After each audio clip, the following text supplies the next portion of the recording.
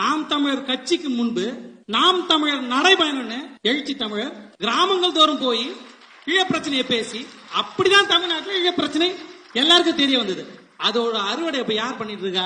நாம் தமிழர் கட்சி அப்படின்னு ஒன்று ஆரம்பிக்கிறதுக்கு முன்னாடியே நாம் தமிழர் நடைபயணம் அப்படின்னு சொல்லி எழுச்சி தமிழர் திருமாவளவன் அவர்கள் தமிழ்நாடு முழுவதும் இருக்கக்கூடிய தெருக்களுக்கு சென்று ஈழத்தமிழர்களுடைய பிரச்சனை குறித்து பேசியிருக்கிறாரு.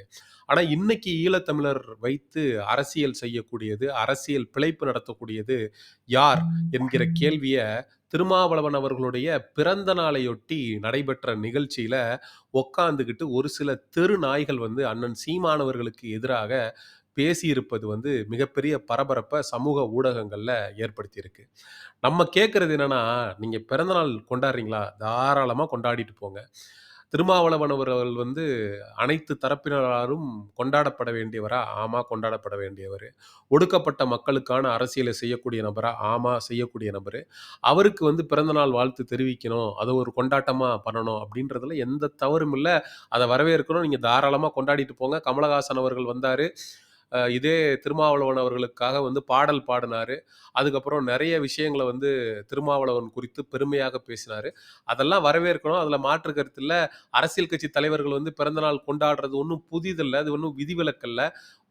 வருடம் இந்த ஆகஸ்ட் 17ஆம் தேதி திருமாவளவன் அவர்கள் பிறந்தநாள் கொண்டாடுறது அப்படிங்கிறது வழக்கம்தான். பொதுவாக பிறந்த நாள் கொண்டாட்ட மேடைகள்ல அவருடைய மனசை குளிர்விக்கணும், அவர் நல்லா சந்தோஷப்படணும் அப்படின்றதுக்காக ஒரு சில வார்த்தைகள் பேசுறதுல ஒன்றும் தவறு இல்லை. ஆனா அண்ணன் சீமானவர்கள் குறித்து, அதாவது அவர் மேடையில இல்லைன்னா பரவாயில்ல, அவர் ஒருவேளை கீழே உட்கார்ந்துருந்தா கூட சரி, அவரால் எதுவும் சொல்ல முடியலப்பா, அவனுங்க பேசிட்டு போயிட்டானுங்க அப்படின்னு சொல்லி நம்ம கடந்து போயிடலாம். அதாவது ரொம்ப சிறுமைப்படுத்தி அண்ணன் சீமானவர்களை இந்த வாடகை வாய்கள், அது எவன் உட்கார்ந்துருக்கான்னு பாருங்க. கடா குமாரு, டுமில் குப்பம் வவாலு, இந்த கடைசியா பேசிச்சு ஒரு டிஸ்கவரி சேனல் அப்படிங்கிற மாதிரி இதுல உட்காந்து பேசினவன்லாம் இந்த யூடியூப் ப்ரூட்டஸ் மைனர்னு ஒருத்தன், அவன் ஒரு ஆபாச பொறுக்கி அவன். அதுக்கப்புறம் இந்த நடுவிரல் நக்கின்னு ஒருத்தன், அவன் ஒரு சீமானவர்களை குறித்து கேவலமா பேசக்கூடிய ஒருத்தன். அதுக்கப்புறம் இந்த மில்டன் அப்படின்னு ஒருத்தன். இவனுங்கெல்லாம் பார்த்தீங்கன்னா இந்த திராவிட கைக்கூலிங்க, 200 ரூபா ஊப்பிங்க, இது என்ன சொல்றது, 200 ரூபா காசுக்காக சமூக ஊடகங்கள்ல அண்ணன் சீமானவர்களுக்கு எதிராக அவதூறு பரப்பக்கூடிய ஒரு கேவலங்கெட்ட மானங்கெட்டவனுங்க. இவனுங்களை ஒரு திருமாவளவன் போன்ற ஒரு தலைவருடைய பிறந்த நாளுக்கு இவனுங்களை அழைத்து, அவர் இருக்கக்கூடிய மேடையிலே இவங்க 4 பேர் கையிலையும் மைக்க கொடுத்து இவனுங்களை பேச வைக்கிறாங்க அப்படின்னா இதனுடைய உள்நோக்கம் என்ன? திட்டமிட்டு அண்ணன் சீமானவர்களை சிறுமைப்படுத்தணும், அசிங்கப்படுத்தணும் அப்படிங்கிறத தவிர்த்து வேற என்னவா இருக்க முடியும்? அதாவது அண்ணன் சீமானவர்கள் திருமாவளவன் அவர்களையும், பாட்டாளி மக்கள் கட்சியை சார்ந்த அன்புமணி அவர்களையும் நாம் தமிழர் கட்சியில இருக்கக்கூடிய நபர்கள் விமர்சிக்க கூடாது. அப்படி நீ விமர்சிக்கிற மாதிரி இருந்தனா கட்சியை விட்டு வெளில போயிடு அப்படின்னு பேசின அண்ணன் சீமானவர்கள் எங்க? தன்னுடைய பிறந்தநாள் விழாவிலேயே அண்ணன் சீமானவர்கள் குறித்து கேவலமாக, தரைக்குறைவாக பேச விட்டு வேடிக்கை பார்த்து அமைதியாக அமர்ந்திருக்கக்கூடிய திருமாவளவன் அவர்கள் எங்க? இதை திருமாவளவன் அவர்கள் நினைச்சிருந்தா தடுத்திருக்க முடியாதா? டேய், என்னடா பேசுறீங்க? என்னடா பேசிட்டு இருக்கிறீங்க? இதே அண்ணன் சீமானவர்களுக்கு ஒரு பிறந்தநாள் மேடைன்னு வச்சுக்குவோம். அங்க நாம் தமிழர் கட்சி தம்பிகள் அண்ணன் திருமாவளவன் அவர்கள் குறித்து இந்த மாதிரி அவதூறு பேசுறானுங்க, இல்ல அசிங்கமா பேசுறானுங்கன்னா அண்ணன் சீமானவர்கள் தடுத்து இருப்பாரா மாட்டாரா? இதுதான் என்னுடைய கேள்வி. சத்தியமா சொல்றேன், அடுத்த நிமிஷம் டேய் நிறுத்து, வேற ஏதாவது பேசுறதுனா பேசு, இல்லாட்டி கீழே இறங்கி போன்னு சத்தியமா சொல்லியிருப்பாரு. அதுதான் அவர்கிட்ட இருக்கக்கூடிய மாண்பு. இது மாதிரி கை கட்டி வாய் பொத்தி அவன் என்ன வேணா பேசட்டும், நம்ம கேட்டுட்டு போவோம் அப்படின்னு அமர்ந்திருந்திருக்க மாட்டாரு. அதுல அவன் என்ன சொல்றான், இந்த மாதிரி ஈழ அரசியல அண்ணன் சீமானவர்களுக்கு முன்னாடியே பேசினவர் எழுச்சி தலைமையிலர் திருமாவளவன் அவர்கள் அப்படின்றான்.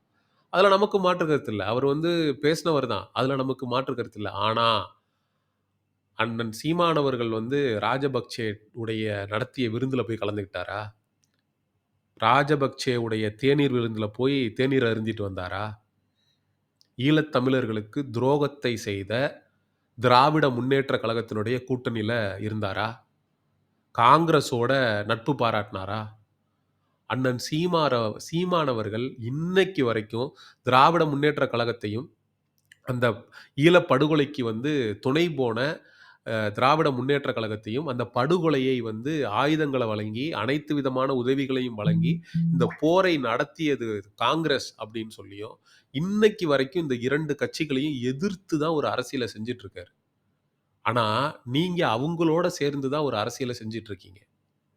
இதே காங்கிரஸ்காரன் போட்ட வாக்குல தான் திருமாவளவன் அவர்கள் வந்து எம்பி ஆகி சிதம்பரம் தொகுதியுடைய பாராளுமன்ற வேட்பாளராக போட்டியிட்டு ஜெயிச்சு பாராளுமன்றத்துல இருக்காரு. இத வந்து மறுக்க முடியுமா? அப்ப பேசுறவனுங்க வந்து வாய்கிலேயே என்ன வேணாலும் பேசிட்டு போவானுங்க. பேசிட்டு போவானுங்க. சீமான் தானே! அவர யார் வேணாலும் விமர்சிக்கலாம்ல. ஏன்னா, அவர வந்து நேந்தி தானே நாங்க விட்டுருக்கோம். ரோட்ல வரவன், போறவன் வேணாலும் என்ன வேணாலும் பேசிட்டு போயிடலாம். சாணி எடுத்து எறியலாம், கல் எடுத்து எறியலாம். ஏன்னா, நாங்க வாங்குறோம், தாங்குறோம்.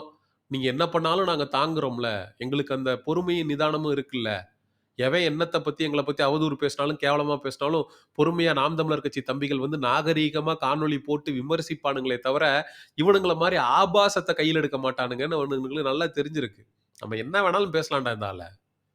எங்கெங்க மேடை கிடைக்குதோ அங்கெல்லாம் சீமான வந்து குறித்து நம்ம அவதூறு பேசலாம். அதிகபட்சம் என்ன பண்ணுவானுங்க, இவனுங்க கருத்தியல் ரீதியா பேசுவானுங்க. ஆனா இந்த நாய்ங்க வந்து கையில எடுக்கிறது வந்து ஆபாசமா தான் இருக்கும். உட்கார்ந்து இருக்கிறவன் பூரா டுபாக்கூர். ஒருத்தன் கூட அதுல நல்லவன் கிடையாது. இந்த யூடியூப் ப்ரூட்டஸ் மைனர்ன்றவன்லாம் ஆரம்ப காலம் தொட்டு இன்று வரை அண்ணன் சீமான் அவர்கள பற்றி ரொம்ப தரைக்குறைவா பேசிட்டு உட்கார்ந்திருப்பான். அதுவும் குறிப்பாக இந்த விஜயலட்சுமி அப்படிங்கிற பொம்பள எப்ப வீடியோ போடும்னு அவன் காத்துக்கிட்டு இருப்பான். அந்த பொம்பள வீடியோ போட்ட அடுத்த நிமிடம் வந்து இவனுடைய ட்விட்டர் ஹேண்டில்ல அந்த பொம்பளையோட வீடியோ இருக்கும். அந்த உண்மையிலேயே அந்த பொம்பள வீடியோ போட்டுச்சா, இல்ல இவன் காச குடுத்து போட சொன்னானான்றது தெரியாது. அந்த அளவுக்கு சீமானவர்கள் மீது வன்மத்தோட செயல்படக்கூடிய இந்த ஆபாச யூடியூபர்கள கூப்பிட்டு வச்சு, முன்வரிசையில உட்கார வச்சு, இவனுங்க அண்ணன் சீமானவர்களுக்கு எதிராக அவதூறு பரப்பிக்கிட்டு வன்மத்த கக்க விட்டுட்டு இருக்காங்கன்னா, இது யாருக்கான மேடை?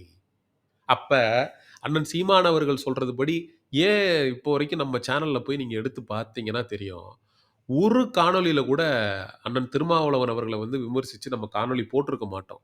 ஏன் அப்படின்னா, நம்ம சீமானவர்களுக்கு ஆதரவாக, தமிழ் தேசியத்துக்கு ஆதரவாக செயல்படக்கூடிய ஊடகம். சீமானவர்கள் வந்து திருமாவளவன் அவர்கள வந்து விமர்சிக்க கூடாதுன்னு சொல்லியிருக்காரு அப்படிங்கிறதுனால தான் உண்மைய சொல்லணும்னா அதான். 90 விழுக்காடு நாம் தமிழர் கட்சி தம்பிகளும், தமிழ் தேசியவாதிகளும் இவர விமர்சிக்காம இருக்கிறதுக்கு முக்கிய காரணம் என்ன அப்படின்னா, சீமான் அண்ணன் சொல்லியிருக்காரு, அத மதிக்கணுன்றதுக்காக தான். ஆனா, நீங்க அவரையே தொடர்ந்து கேவலப்படுத்துவீங்க. அதுவும் திருமாவளவன் அவர்கள் இருக்கக்கூடிய மேடையிலே உட்கார வச்சுக்கிட்டு, அவர உட்கார வச்சுக்கிட்டே இவனுங்க கேவலப்படுத்துவானுங்கன்னா, இத எப்படி நம்மளால கடந்து போக முடியும்? ஐயா, நீங்க பிறந்த நாள் தாராளமா கொண்டாடிட்டு போங்கய்யா. அடுத்தவன கேவலப்படுத்தி, அடுத்தவங்களுக்கு இகழ்ந்து, கேவலப்படுத்தி, அசிங்கப்படுத்தி ஒரு பிறந்தநாள் கொண்டாட்டம் உங்களுக்கு கேக்குதா? அப்படிங்கிற இதுதான் நமக்கு இருக்கக்கூடிய ஒரு அடிப்படையான கேள்வி. இந்த காணொளிய நெறைய பேருக்கு எடுத்துக் கொண்டு போய் சேருங்க. அண்ணன் சீமான் அவர்கள் பெருந்தன்மையாக சொல்லிட்டு கடந்து போலாம். அவர விமர்சிக்காதீங்கன்னு.